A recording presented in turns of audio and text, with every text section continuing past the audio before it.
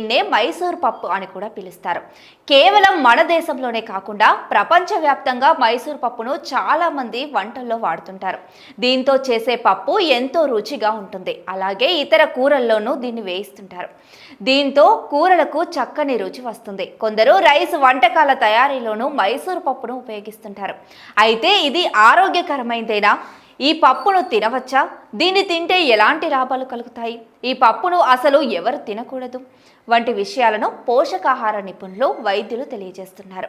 ఈ వివరాలేంటో ఇప్పుడు తెలుసుకుందాం. మైసూర్ పప్పులో ప్రోటీన్లు అధికంగా ఉంటాయి. మాంసాహారం తినని వారు ఈ పప్పును తింటుంటే ప్రోటీన్లను సమృద్ధిగా పొందవచ్చు.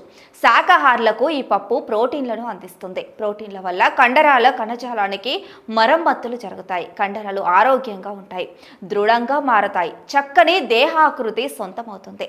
శారీరక శ్రమ, వ్యాయామం చేసేవారికి ఇది ఎంతో మేలు చేస్తుంది. మైసూర్ పప్పులో ఫైబర్ అధికంగా ఉంటుంది. ఇది జీర్ణ వ్యవస్థను ఆరోగ్యంగా ఉంచుతుంది, మలబద్ధకం తగ్గేలా చేస్తుంది.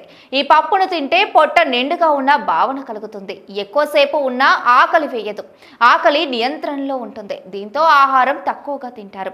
ఇది బరువు తగ్గేందుకు సహాయం చేస్తుంది. మైసూర్ పప్పు గుండె ఆరోగ్యానికి కూడా మేలు చేస్తుంది. ఇందులో ఉండే ఫైబర్ చెడు కొలెస్ట్రాల్ ను తగ్గించి మంచి కొలెస్ట్రాల్ ను పెంచుతుంది. ఈ పప్పులోని పొటాషియం బీపీని తగ్గిస్తుంది. దీనివల్ల గుండె ఆరోగ్యంగా ఉంటుంది. మైసూర్ పప్పులో ఐరన్ అధికంగా ఉంటుంది. ఇది హిమోగ్లోబిన్ ను ఉత్పత్తి చేస్తుంది. దీనివల్ల శరీర కణాలకు ఆక్సిజన్ సరఫరా సక్రమంగా జరుగుతుంది. ఐరన్ వల్ల రక్తం వృద్ధి చెందుతుంది, రక్తహీనత తగ్గుతుంది, నీరసం, అలసట తగ్గిపోతాయి. మైసూర్ పప్పులో ఉండే ఫైబర్ కారణంగా దీన్ని తింటే రక్తంలో గ్లూకోజ్ స్థాయిలు నెమ్మదిగా పెరుగుతాయి. దీంతో షుగర్ లెవెల్స్ నియంత్రణలో ఉంటాయి. డయాబెటీస్ ఉన్న వారికి ఇది ఎంతో మేలు చేస్తుంది.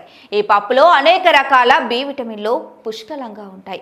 మైసూర్ పప్పును తింటే ఫోలేట్ అధికంగా లభిస్తుంది. ఇది గర్భిణీలకు ఎంతో మేలు చేస్తుంది. అలాగే మెగ్నీషియం, పొటాషియం, జింక్ వంటి పోషకాలను కూడా అధికంగా పొందవచ్చు. మైసూర్ పప్పును ఎవరైనా సరే తినవచ్చు. దానివల్ల ఎలాంటి హాని కలగదు. ఇది కూడా ఒక పప్పు జాతికి చెందినదే. అయితే ఏ ఆహారాన్నైనా తక్కువగా తినాలనే సామెతగా ఈ పప్పును కూడా మోతాదులోనే తినాలి. అప్పుడే ఆరోగ్య ప్రయోజనాలను పొందడానికి వీలవుతుంది.